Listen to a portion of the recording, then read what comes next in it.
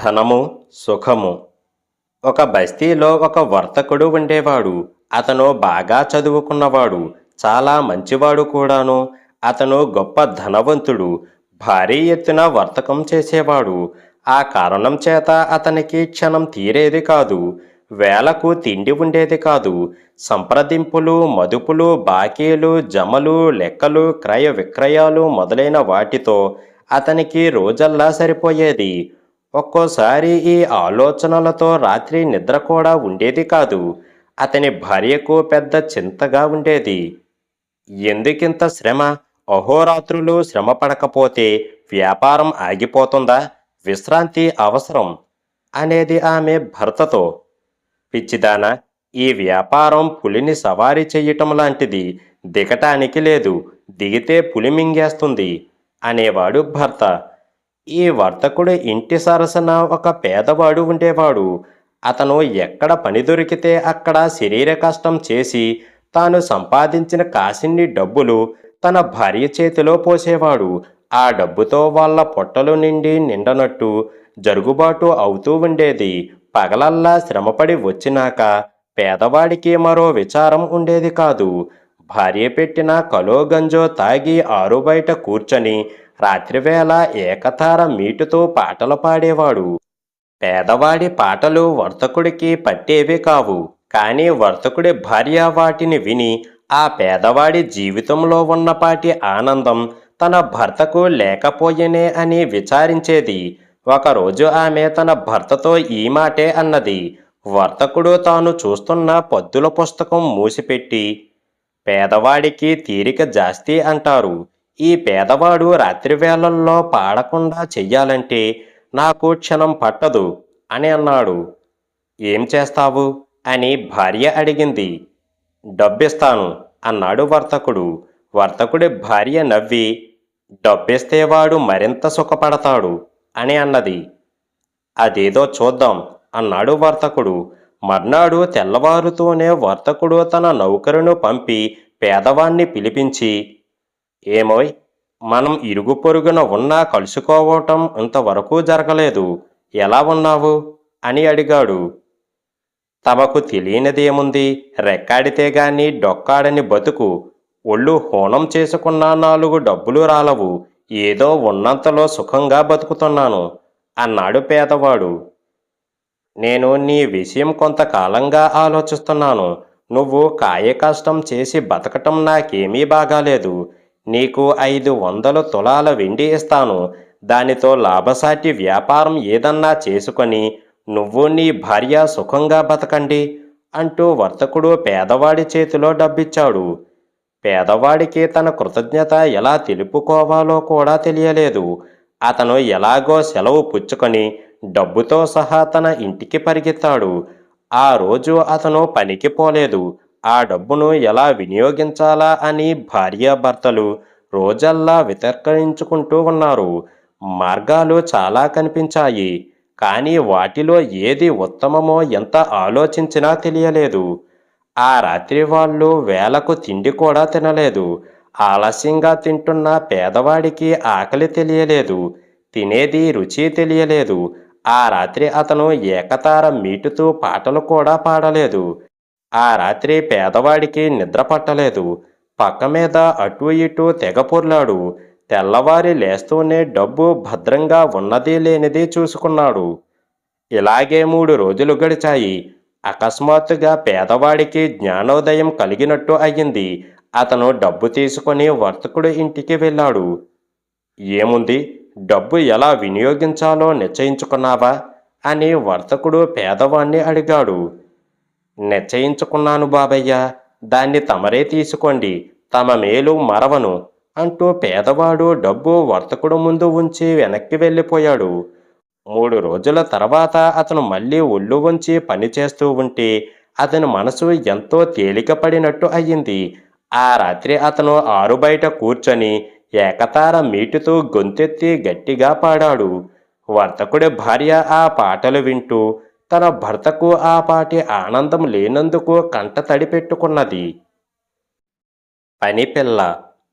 ఒకానొక దేశంలో ఒక ధనికుడుండేవాడు. అతనికి అతని భార్యకు సంతానం లేదు. లేదని వాళ్ళు ఎన్నడూ విచారించను కూడా లేదు. ఎందుకంటే వారికి మనుషులంటేనే అసహ్యం. ఆఖరుకు ఇంటి ఎదుటికి ఒక బిచ్చగాడు వచ్చిన నానా తిట్లు తిట్టేవాళ్ళు.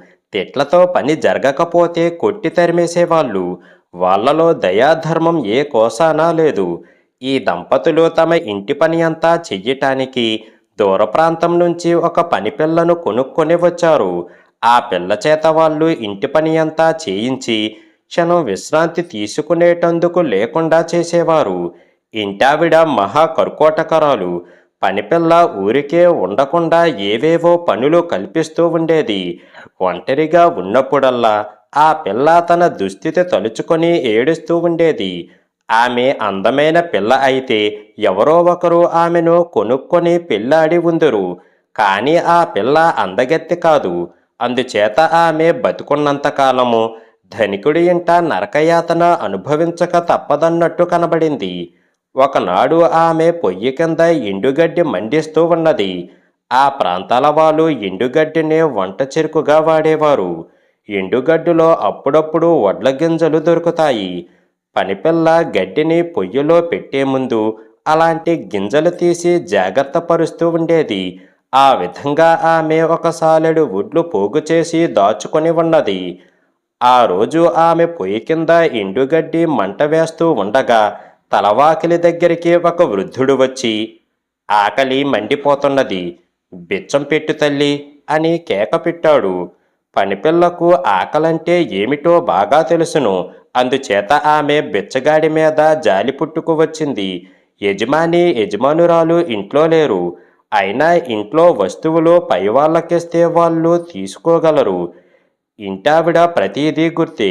అందుచేత పనిపిల్ల తాను రహస్యంగా పోగు చేసిన వడ్లు తెచ్చి వృద్ధుడి జోలిలో పోసి, ఇల్లుగల వాళ్ళు వస్తారు, నువ్వు త్వరగా వెళ్ళిపోతాతా, వాళ్ళ నోళ్ళు చేతులు కూడా మహా చెడ్డవి అని అన్నది. వృద్ధుడు పనిపిల్లకు ఒక మురికి గుడ్డ ముక్క ఇచ్చి, ఎప్పుడు మొహం కడుక్కున్నా ఈ గుడ్డతోనే తుడుచుకో తల్లి, నీకు మేలు కలుగుతుంది అని అన్నాడు. ఆ ముసలివాడు కృతజ్ఞపూర్వకంగా ఇచ్చాడు కదా అని ఆ పిల్ల ఆ మురికి గుడ్డను తీసుకున్నది. అదే సమయంలో ఇంటి వాళ్ళు వచ్చారు. వీడెవడు? వీడికేమన్నా ఇచ్చావా? వీడితో ఏమిటి మాట్లాడుతున్నావు అని అడిగారు. నేనేమీ ఇంటి వస్తువులు ఇవ్వలేదు, కావలిస్తే చూసుకోండి అన్నది పనిపిల్ల. ఇస్తే నా సంగతి తెలీదు అన్నది ఇంటావిడ. కానీ ఆమె వాణ్ణి తనిఖీ చేసే లోపల వాడు కాస్త ఎటో అదృశ్యమైపోయాడు. ఇంటివాళ్ళు ముసలివాడు తప్పించుకుపోయాడన్న కోపాన్ని పనిపిల్ల పైన చూపి ఆమెను చావచితక తన్నారు. అటు తర్వాత పనిపిల్ల స్నానం చేసినప్పుడల్లా తన శరీరాన్ని వృద్ధుడు ఇచ్చిన గుడ్డముక్కతో తుడుచుకునేది. అందులో ఏదో ప్రభావం ఉండి ఉండాలి. ఏమిటంటే ఆ పిల్ల శరీరం నానాటికి నలుపు విరిగి పచ్చబడసాగింది. రంగుతో పాటు ఆమె ముఖానికి అందం కూడా రాసాగింది. అనాకారిగా ఉండే తమ బానిస పిల్ల నానాటికి అందంగా తయారవుతూ ఉండటం ఇంటివాళ్ళు త్వరలోనే తెలుసుకున్నారు. ఈ మార్పుకు ఏదో రహస్య కారణం ఉండాలని వారికి అనిపించింది.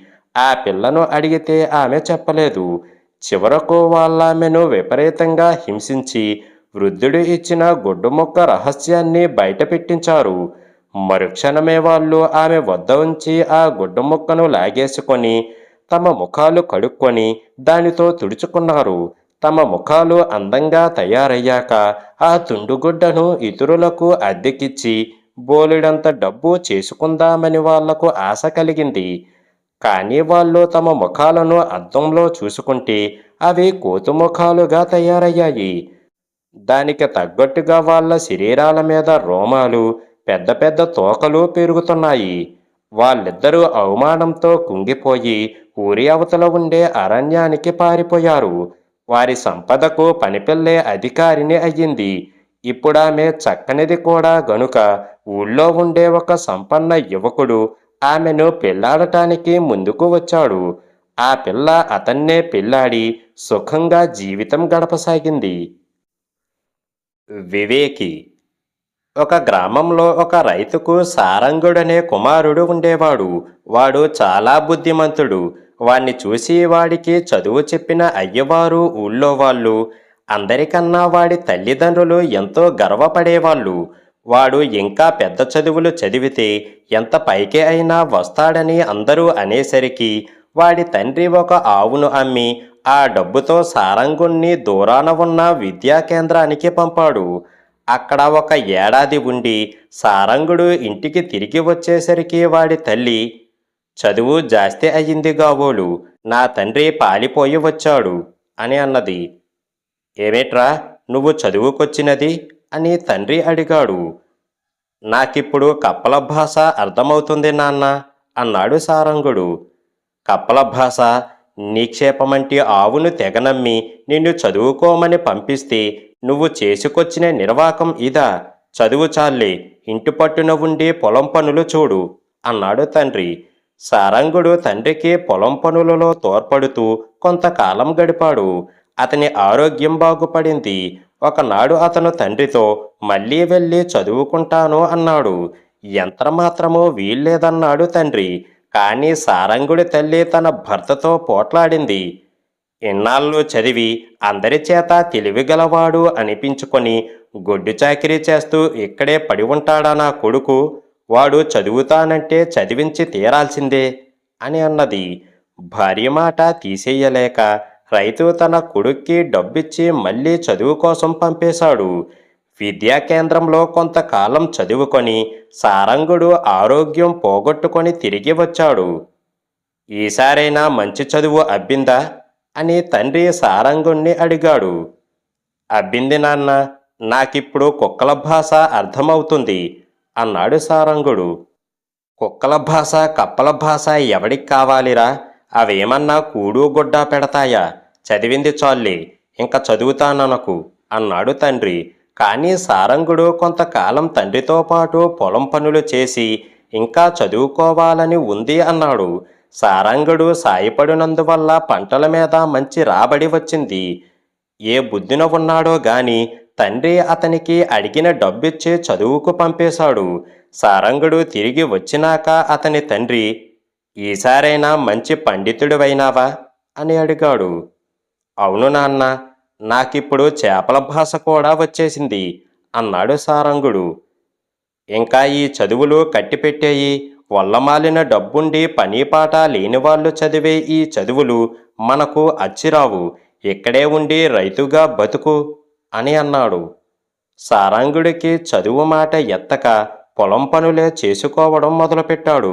అతను ఒకనాడు తన పొలంలో ఓదెలు కట్టుతూ ఉండగా ఇద్దరు పెద్ద మనుషులు డొంక వెంబడి నడుస్తూ ఆగి, అబ్బాయి, మేము రామాపురం పోతున్నాము. రాజావారు మంత్రిని నియమిస్తారట. మేము పని దొరుకుతుందేమోనని పోతున్నాము. మాకు దారి బాగా తెలియదు. అక్కడి వరకు తోడుగా వస్తావా ఏమిటి అని అడిగారు. వాళ్ళు తమ వెంట నౌకరు లాంటి వాడి కోసం చూస్తున్నారు. వాళ్లకు సారంగుడు ఘనమైన నౌకరుగా కనిపించాడు. వద్దును గాని పనులు పాడవుతాయండి అన్నాడు సారంగుడు. నీ దారి ఖర్చులు మేమే పెట్టుకొని నీకింత ముట్ట చెబుతాములే అన్నారు వాళ్ళు. సారంగుడు వాళ్ళ వెంట బయలుదేరటానికి సమ్మతించాడు.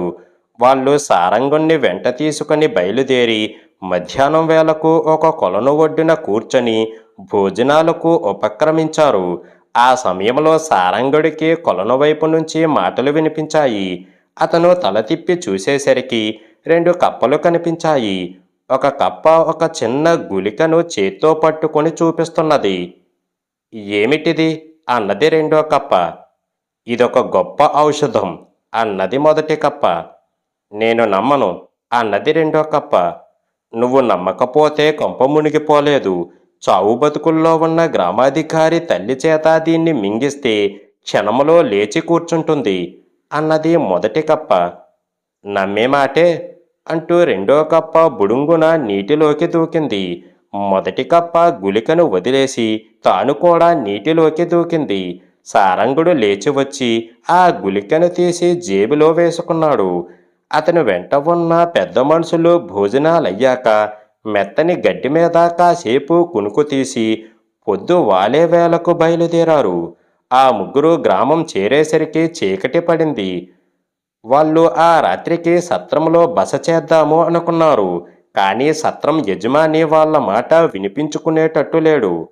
అవతల గ్రామాధికారి గారి తల్లి ఏ క్షణాన పోతుందో అన్నట్టు ఉన్నది.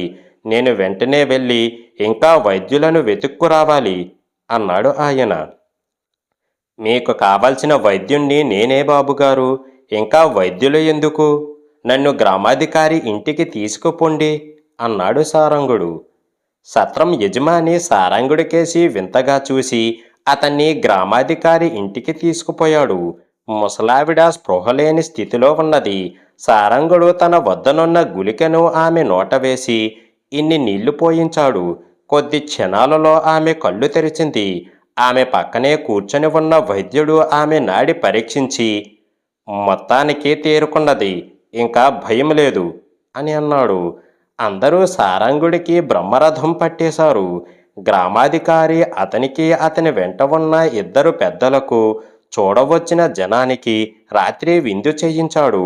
సారంగుడు రామాపురం వెళుతున్నట్టు తెలుసుకొని దారిలో అతనికి ఆగిన చోటు నల్లా విడిదికి భోజనాలకు ఏర్పాట్లు జరిపించమని చెప్పటానికి వెట్టివాళ్లను ఆ రాత్రే పంపాడు.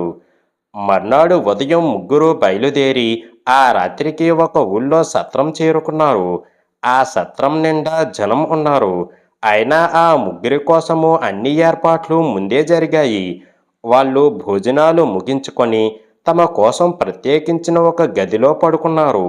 అయితే వాళ్లకు నిద్ర పట్టకుండా వెలవెల చాలా కుక్కలు మొరగసాగాయి. చీచి, ఈ వెధవ కుక్కలు నిద్రపోకుండా చేస్తున్నాయి అన్నారు సారంగుడు వెంట ఉన్న పెద్ద మనుషులు. అలా అనకండి, అవి చాలా పెద్ద ఉపకారం చేస్తున్నాయి. ఈ రాత్రి సత్రంలో దొంగలు పడతారట. ఒక దొంగ సత్రంలోనే ఉన్నాడట. వాడు అర్ధరాత్రి వేళ తలుపులు తెరిచి తన అనుచరులను లోపలికి రానిస్తాడట అన్నాడు సారంగుడు. నిజమా అన్నారు పెద్ద మనుషులు. జంతువులు అబద్ధాలాడవు అన్నాడు సారంగుడు. సత్రంలోని వాళ్లకు హెచ్చరిక జరిగింది. అర్ధరాత్రి సత్రం యజమానే తలుపు తెరిచి దొంగలను లోపల ప్రవేశపెట్టాడు. అందరూ నిద్రపోతున్నట్టు నటిస్తూ దొంగలను పట్టేశారు. యజమాని కూడా పట్టుబడ్డాడు. మర్నాడు సారంగుడు అతని వెంట ఉన్న పెద్ద మనుషులు మళ్ళీ ప్రయాణం సాగించి మధ్యాహ్నం వేళకు ఒక వాగు చేరి దాన్ని సమీపంగా విశ్రాంతి తీసుకుంటున్నారు. ఆ సమయంలో సారంగుడు పెద్ద మనుషులతో, మనని గురించి చేపలు కూడా మాట్లాడుకుంటున్నాయి అని చెప్పాడు. ఏమని అని వాళ్ళు అడిగారు. మనలో ఎవరో ఒకరు మంత్రి కాబోతారట అన్నాడు సారంగుడు. ఇద్దరు పెద్ద మనుషులు పరమానందం చెందారు. ఇద్దరికీ మంత్రి అయ్యే అవకాశం సమంగా ఉన్నట్టు. కానీ ఆ సాయంకాలం వాళ్ళు రామాపురం చేరేసరికి మంత్రి పదవి సారంగుడి కోసం వేచి ఉన్నది.